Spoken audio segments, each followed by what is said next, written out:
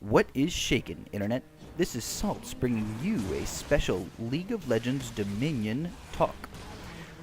This is my 100th video uploaded to YouTube, so I'm going to go ahead and just give a brief discussion of the new League of Legends Dominion game mode and kind of my thoughts on the new meta that is slowly evolving. Obviously, it's very new. It's about 2 or 3 days old. Beta happened a couple of days before that. But really what we're trying to see is what is the new meta for Dominion. The first thing I want to talk about is the 3 basic roles. Back in Summoner's Rift, you had tanks, you had support, you had AP carry, AD carry, and then sometimes you had, well, most of the time you had a jungler. So that would be the roles. I would say tank, support, jungler, and like DPS. Because, you know, there's the AP tank. It doesn't matter.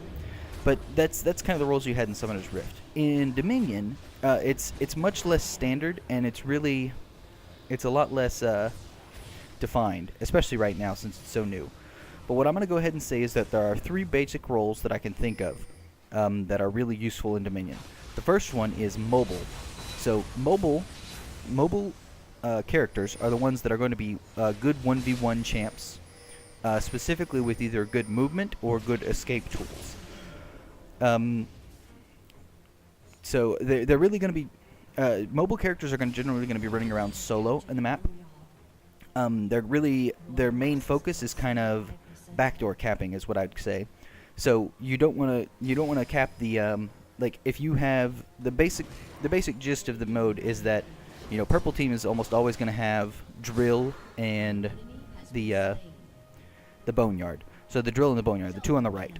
And then blue team is always going to have the 2 on the left, the refinery and the quarry. Then windmill is always going to be contested back and forth between them. So what you need to do as a mobile character is you really need to focus on backdoor capping either the drill or the refinery, the top left or the top right. Specifically when the enemy team is controlling the windmill or is pushing the windmill heavily. That way you can either pull people off of the windmill or make people, you know, have to come back so that your team can cap the outlying points. So that's the first role. The second role is going to be the damage role. Really, any character in the entire game can fill this damage role. I will say that generally damage people want to run around with 1 or 2 partners. The damage people go in a group because if you're caught out, if you're not a good 1v1 champ, I would say something like Ashe. Ashe is good at kiting, but you know, there's so many characters now that have gap closers that can just get right on top of Ashe and then she's toast.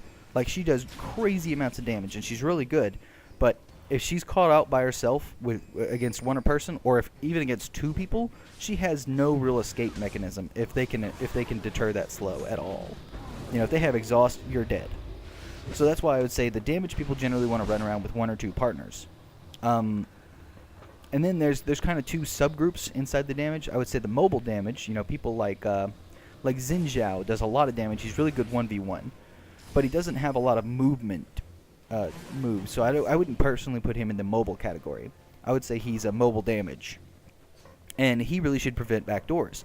Also, kind of Tryndamere can kind of fall in the mobile damage role because, you know, he can jump over walls and he can really get around. He can also prevent the backdoors. So if like a Rammus comes up and is trying to cap back, you know, the refinery while your team is holding onto the windmill, you know, Rammus comes there, then this mobile damage people should be stopping them.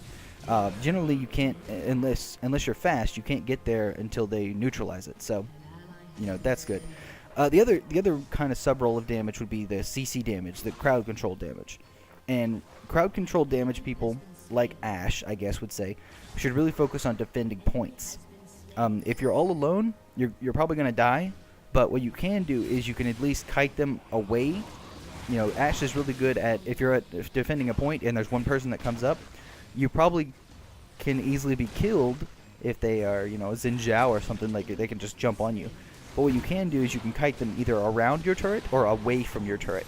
Even if you die, if you kite them away from your turret, that's momentum, and that's going to be time for them to get back to your turret to cap it, that other people can potentially catch up. So dying is not a bad thing in this mode.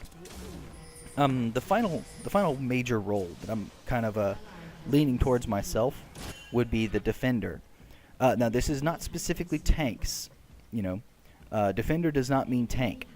However, generally the tanks are pretty good at defender.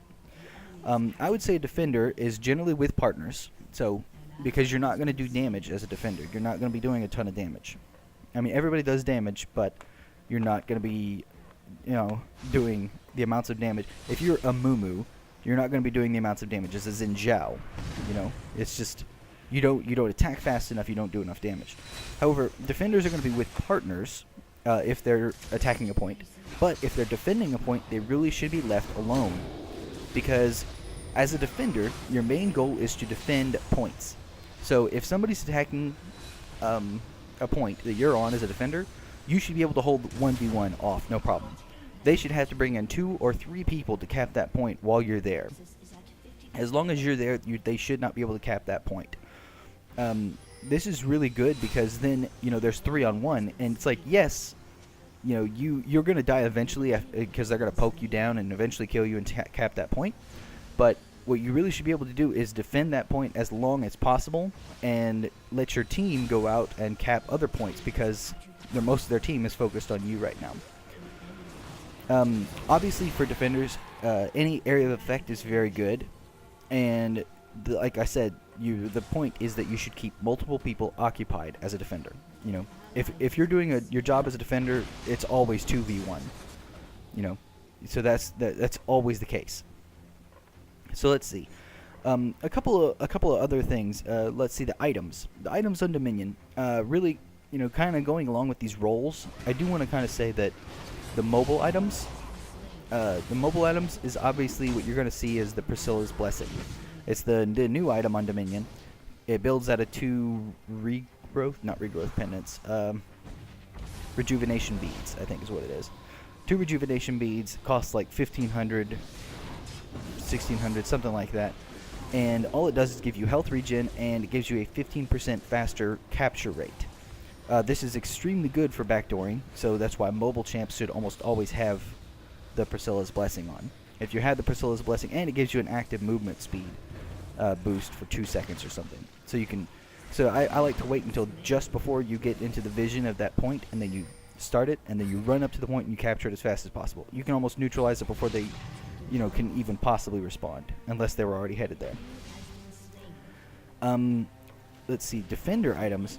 Defending items, really, this is not actually a Dominion item, but I would say Sunfire Cape. Sunfire Cape is really good for defenders because you literally have to just stand there and you will stop people from capping. So,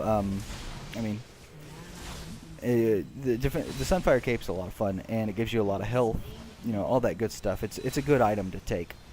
And let's see, the damage items. Obviously anything can act as a damage item. It really doesn't matter.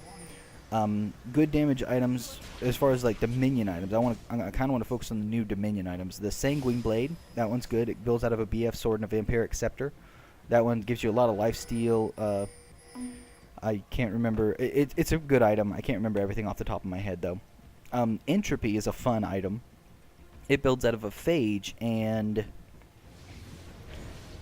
something else. I can't remember. Maybe a BF sword.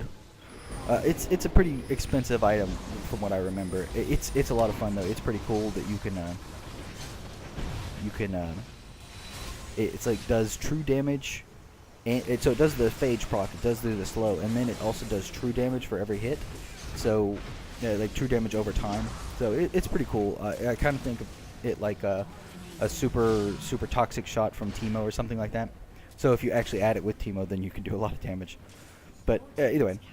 And also just going back to the defender items, I think that the Hextech Sweeper, it's kind of a hit or miss item because it does build out of AP stuff, so you get AP out of it, but you do also get really cool that really cool effect where you can see invisible units. Generally, invisible units don't have a lot of problems in this game mode, but it's almost built like if you have an Akali on the enemy team, you might want to get this. If you're an AP caster or anything, you probably want to pick up a Hextech Sweeper Because as soon as she puts down that shroud, if you know that she's going to stay there, you just drop that sweeper and boom, you have total vision of her.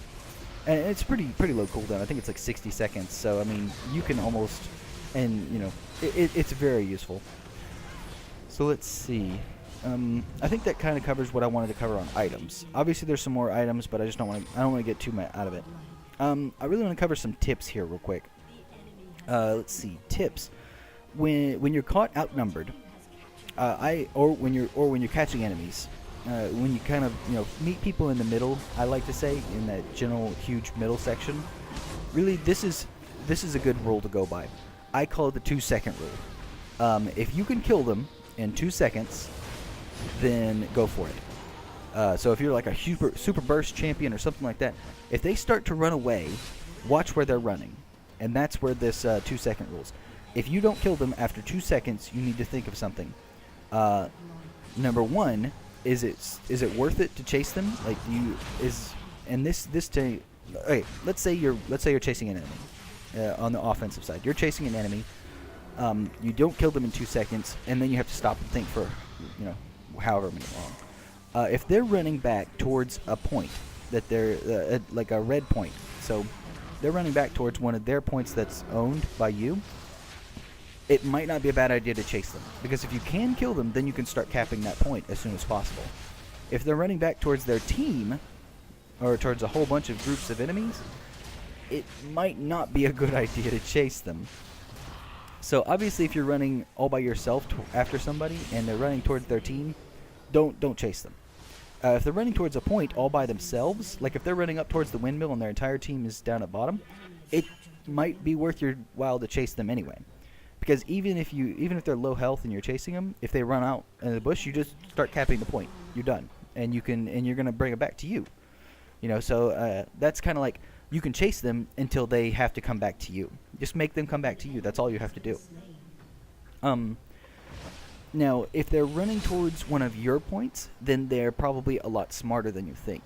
If they are really low and they start running towards one of your points, they're actually doing something smart, in my opinion. Because what they're going to do is they're going to bring you back to your point, and then they're going to make you run around the jungle and chase them and chase them and chase them, and you might get that kill. Yeah, you might get that kill after 15 or 20 seconds of chasing, because that is a huge waste of time if you're just chasing somebody down. Especially like I like to run through the jungle and then see like 2 enemies and they start attacking me, and I just literally run around in circles. And I run around in circles on like a little island, and they waste 20 seconds or 30 seconds trying to catch me, and they finally do kill me.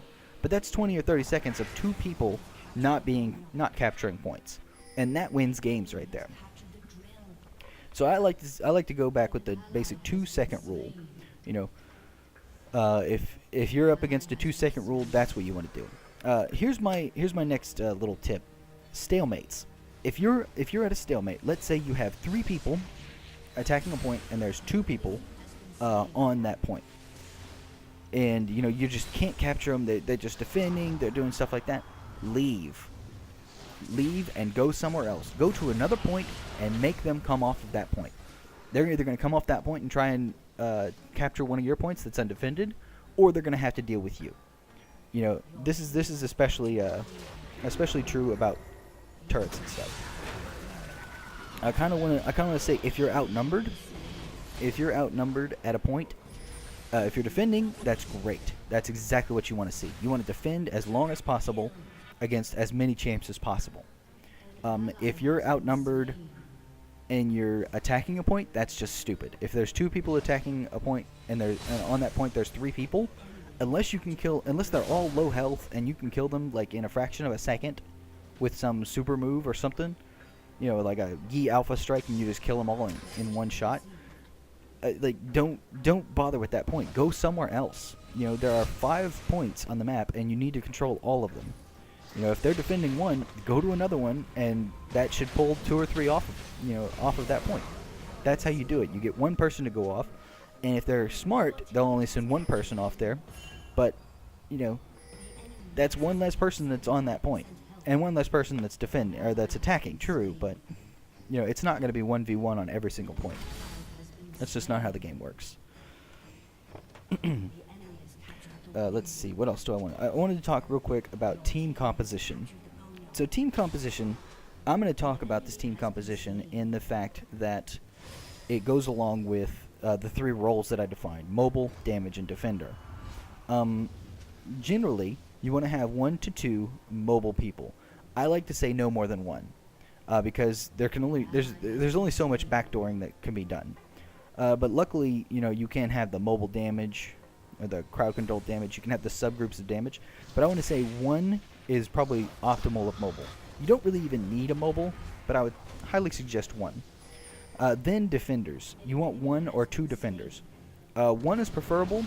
If you have a mobile, probably 1 mobile and 1 defender is good.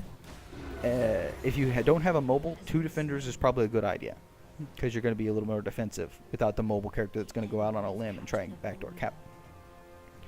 And then obviously the damage is going to be anywhere between 2 and 3 damage, up to 4 even. But really what you want to do is you want to have 1 mobile, 1 defender, and 3 damage, or 2 defenders and 3 damage.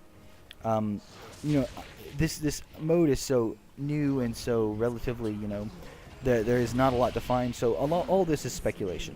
But I'm just saying, from my experience with playing Dominion, this is what I would say. Also, there's one other thing that I want to say.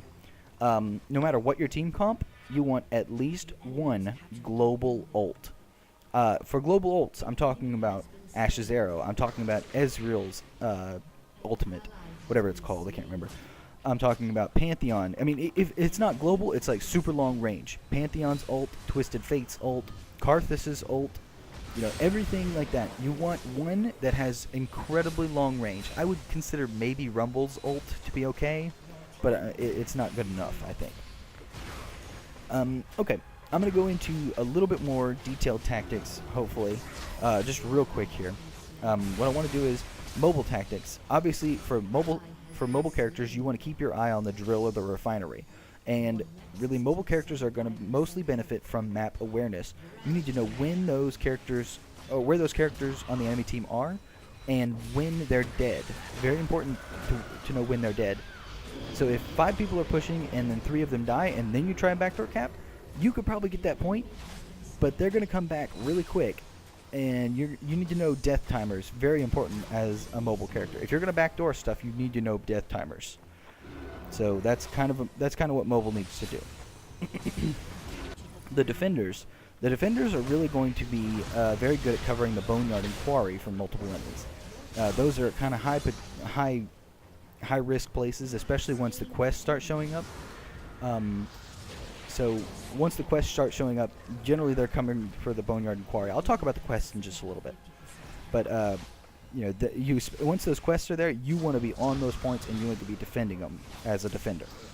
Obviously, like I said, you obviously want to keep multiple enemies occupied. Like as a singed, you're a super tank, and you want to be able to, say, okay, I'm not going to kill anybody as singed, but I'm going to keep. It's going to take 2 or 3 people to kill me. Otherwise, they're not going to be able to kill me. That's what you want to have to happen.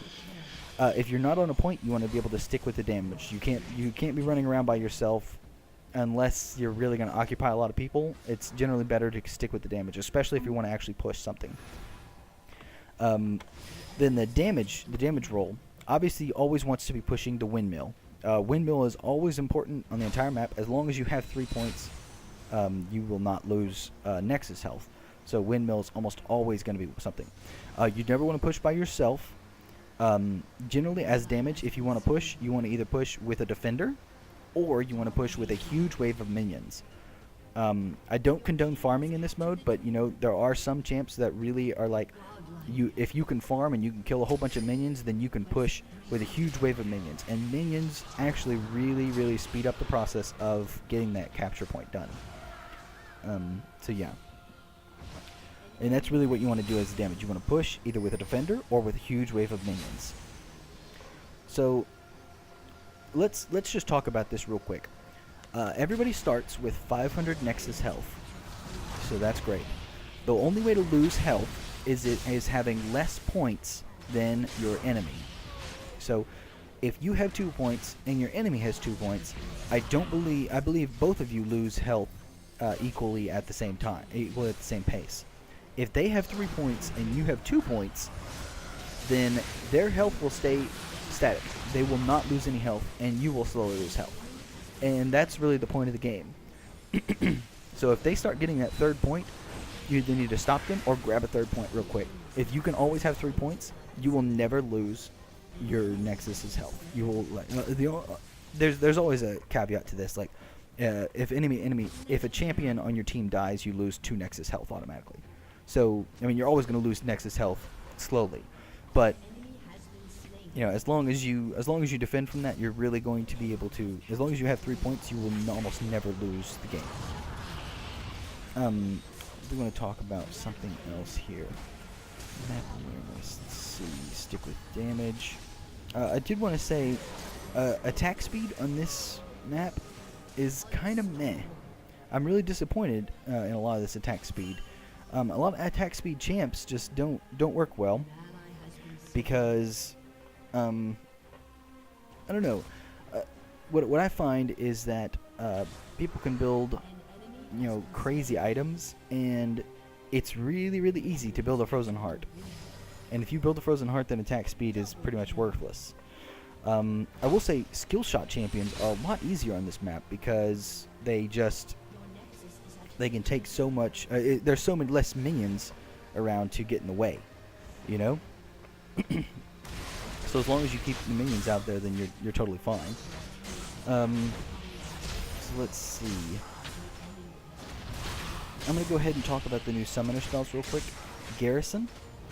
So, Garrison. Garrison you can use on an allied point to gain massive point regeneration. Health regeneration on that point. And increased damage from the turret. And what's also useful is if you use it on a point, on one of your points, it will stop all channeling that's happening. It's actually got a very long range on Garrison. I kind of like Garrison now that I realize how long the range is.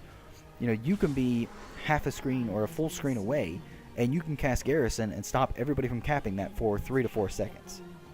And also it'll get enhanced health regeneration during that time, and then that 3 to 4 seconds is enough for you or your team to catch up to that point and stop them from capping it. Really, the range on Garrison is what's really important as far as defending. Almost all defenders want Garrison. If you're a defender, getting Garrison is almost never a bad idea, because if you're defending a point from 3 or 4 people, Garrison will really help. And even if you can't, even if you're defending a point and you're about to die, you can just toss Garrison on the point, and it'll stop everybody from capping it. And you can, even if you die, it will still give health regeneration and slow down their capping of that point for 8 seconds or so. So really, I like Garrison. The other one is Promote. Promote, you can use it at low health. No, never mind. Promote, let me see. Promote makes the nearest super minion, so the nearest big brawler minion kind of guy, he becomes a gigantic super minion, and he gets increased health, he gets increased damage, he's great. So here's the pros to using Promote. You use Promote to push a tower. Like I said before, as a damage roll, Promote is actually extremely useful, because if you don't have a defender nearby to help you push that tower, you can just use Promote, and you can, as long as you can cut through the enemy wave or the enemy minions, you can get on that tower really quick. And with the super minion, with the promoted super minion, you can devastate that tower really quick. The problem is, once that tower's down, your promoted minion will just walk in and be done. The minions, how the minions work in this is they come out of one point. So let's say they come out of the drill. So they come out of the drill, and they immediately go towards the nearest enemy champion point. So if the enemies own the windmill, they'll come out of the drill, they'll walk up to the windmill, let's say they capture it. They capture the drill, or they capture the windmill, and then they walk away. They walk up into where minions spawn, and they disappear. So if you use a super minion right at the windmill, like when you're pushing it, the super minion will appear, it'll take the windmill out, and then he'll walk away and disappear, and you'll have wasted it. That's why I like to use Promote halfway down the lane. You don't want to use it you don't want to use it right next to the turret unless you absolutely have to. You want to use it earlier so that you can get more benefit out of it. Also, you want, like I said, you want to actually use it when your little brawler minion is at low health, because it instantly heals him to full. So he can take a whole bunch of damage. Then you can pop that promote and instantly make him a super duper minion, and then he'll push the tower and hopefully get you a point. Generally, this skill is only going to be used by damage rolls. People who want to push points and get that stuff. Defender rolls can also use it, but I like to say damage rolls. Okay, so let's see. Is there anything else? I want to talk about the quest system real quick. The quest system in the match, at 5 minutes, I think every 5 minutes or so, a quest appears. What I've noticed is that at 5 minutes, a quest happens immediately. Here's the rules that I've seen for quests. Now, don't quote me on this because it's just kind of what I've seen. If your team owns the windmill, the top and the bottom point, so if you have 3 and they have 2, generally what's going to happen is your team has to defend the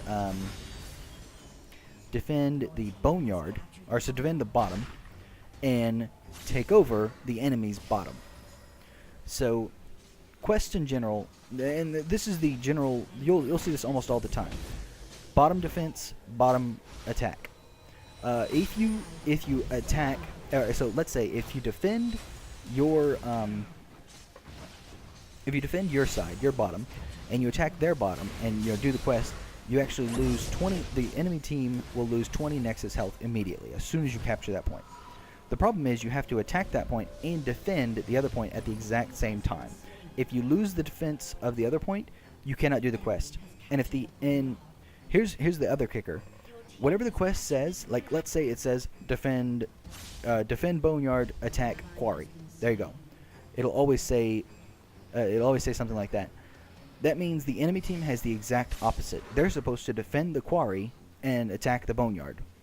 That's always the case. So whatever it says defend, that's what you want to defend. If you don't defend that, they will get 20 points of your Nexus health immediately. So that's kind of important to keep those quests in mind. Let's see. So it's important to keep those quests in mind. One thing, the quests will always be at adjacent points. So even if it's not the boneyard and the quarry, which it generally is, sometimes it is the windmill and the top point. So either the windmill and the drill, or the windmill and the refinery. It will sometimes be those. However, those are only if certain requirements are met. Like you already own the boneyard and you're on the left team, or something like that. But either way, so it'll always be adjacent points, and you really want to focus on those quest systems. They come up every 5 minutes that I've noticed. They immediately happen at the 5-minute mark, so get ready for it at 5 minutes. I don't know about the other ones. It might happen at 10 minutes. It might happen 5 minutes after the quest has been received, or the quest has been accomplished or whatever. I don't know how it works after the first one. But either way, I think that pretty much wraps up everything I wanted to talk about as far as tactics go. Like I said, I've been trying to play as much Dominion as possible, and I'm going to get some full game commentaries up as soon as possible. But I do want to talk about one last thing, and this is going to be my top 3. My top 3 for each role that I defined. So the first ones I want to talk about is defenders. Alright, so defenders, I think the top 3, now granted I have not seen every single champ in every single role in this game mode at all yet, but this is what I've seen. The top 3 defenders are Nasus. Nasus is amazing because he has a Spirit Fire, which can basically stop a point from being capped for up to 3 or 4 seconds. Like, you can easily stop an entire enemy team with that, with his E. His W, his slow, is incredibly good on this map. Like, the slow is really good because mobility is so important on this map. So that slow is just crazy, and it can't be stopped by by Merc Treads or any kind of tenacity. So Nasus is really good, and he's got a decent damaging Q, but you can't farm it up as much as you can in Summoner's Rift, so that's kind of disappointing. But his ultimate is also good because it gives you that Sunfire Cape AoE. Great. He's an absolutely great defender, and I really want to show a game off with him soon. The next one is going to be Amumu. Amumu is he's a movement. What can I say? Every single one of his abilities except for Bandage Toss gives AoE damage, and Despair is consistent AoE damage, so that stops people from capping a point at all times. Also, he has his Tantrum, which reduces damage in general, and it's another AoE. And his ultimate also stops capping, and can really be useful on the point because you use Garrison and then his ultimate, and you just stop him for a couple of seconds, and you can really do a lot of damage. Now the third one might come as a shock. The third defender I think is great is Yorick. Yorick, I would not say is generally a tanky type character. Generally he goes, very attack damage heavy. I think that Yorick is crazy good at defending a point because of his minions. First because of his minions. Number one, he has two pretty good ranged. One is an AoE move that can stop people from doing that and stop people from capping, and it slows them down. So it's great to slow them down with that slow minion, and the minions keep attacking. So as long as the minions are up, they keep attacking, and as long as the minions are up, you take less damage. So you're even better at defending a point. Finally, Yorick's ultimate is just awesome.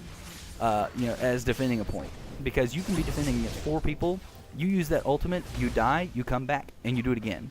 And you just, after you use his ultimate and you die, you can no longer capture a point, but you can just wail on the enemies. So if you're up against 3v1, 3 people against you, you just pop that ultimate, do as much damage to them as possible, and you defend that point as best as you can. You can easily get a triple kill. I've seen it multiple times. So as far as mobile champions go, I haven't seen a ton of these, but I would like to say that Master Yi is a great mobile champion. With his Highlander and with if he brings on Ghost, he can just run in there, cap a point. If he's got Priscilla's Blessing, cap that point, be done, gone, and you never even know. And then a defender comes over and takes over his place. It's great. Master Yi generally is, and he's really good at damage. So he's decently good at one-on-one if you can get enough lifesteal. So he can be good. Another one is obviously Rammus. Rammus has one of the highest mobilities in the game with Powerball if you get boots of mobility. So you can just run back to that back door, cap it real quick if you get Priscilla's Blessing, and then you're done. You're gone. And they don't even know what happened. Let's see. Trundle. Trundle is my last pick for mobile. He has a lot of good things. I've seen him work really well and work really poorly, as with all characters right now. But I think Trundle has a lot of good stuff, and really he can defend, or he can get in there real quick with his movement buff. Then he can defend it well with the Pillar of Filth. The Pillar of Filth is nice, and even his ultimate can be used really effectively on this map, against the right champions and stuff. So we'll see about that. Let's see. As far as damaging goes, I picked these 3 just based on what I've seen so far. Number 1 is Gangplank. Gangplank is crazy. He does so much damage. His criticals are, his critical on his Q is just devastating in mid to late game. And he can heal. He can do all that stuff. And even better is his ultimate. His ultimate can defend the point for 5 or 6 seconds, however long it goes off. That, is a complete, I will defend this point, done, end of story. Gangplank is great, and it's global ult, so you can just use it anywhere. It's like, oh, I'm going to defend this point, there's 4 of them. Boom, there you go. 6 seconds of free defense. That's great. The second one is Akali. Akali is just a nightmare in this mode. Very few people get Oracle's Extract, because it only lasts 5 minutes. But even if you do, Akali can just do so much burst damage, and she can just, put her shroud down on a point and defend it for 10 seconds. Or I don't know how long that shroud lasts, but it seems to last forever. And Akali just does so much burst damage, she can just kill you. And with her Shadow Dance, she can, you can't get away. You can just jump. She jumps around everywhere, and she can get away really easily if she's a really good Akali. So yeah, Akali's really strong on this map. The third one, there's a lot of other ones, but this is the one I'm going to talk about this time, and that's Kog'Maw. Kog'Maw, basically, if you are trying to cap a point, and you are all by yourself, Kog'Maw will stop you. You cannot capture that point as long as Kog'Maw's around, because of his ultimate. His ultimate is so You know, it's just ridiculous. Like, you can stop somebody from capping a point all by yourself. And you can stop multiple people from capping a point. One of them has to come off and deal with you. Otherwise, they cannot capture that point. Smart enemies will separate out a little bit before they start capturing a point. But generally right now, you don't see a lot of that. And you'll see Cogmalls just stop people from capturing points for exorbitant amount of times. And people will get so frustrated that they'll all just start chasing Cogmaw and waste time. And then he can just slow them and run away. And he's got really good range. I don't know. I've just seen Cogmaw do really well. A couple other ones that are honorable mentions. Anivia. Anivia is surprisingly good with her ultimate. Let's see. Other ones. I think I had one or two other ones. I can't see them now. Ezreal. Ezreal is really good with his skill shots, and his ultimate can stop multiple people from stopping a point, and it's global. Ashe, like I said, Ashe's ultimate. Anybody with a global ultimate is good. I think that's it, though. And you know what? I've pretty much gone over all my notes here so far. So I think I'm going to wrap it up. This has been my discussion on September 28th, 2011, for the brand new Dominion mode that came out 2 days ago. This is the meta game that I know, and you know, just my thoughts on the mode. I love it. I'm going to play a ton of it, and I'm going to get out some matches for you guys, some full game commentaries here on YouTube as soon as possible. I hope you've enjoyed this, and as always, you keep it salty, Internet.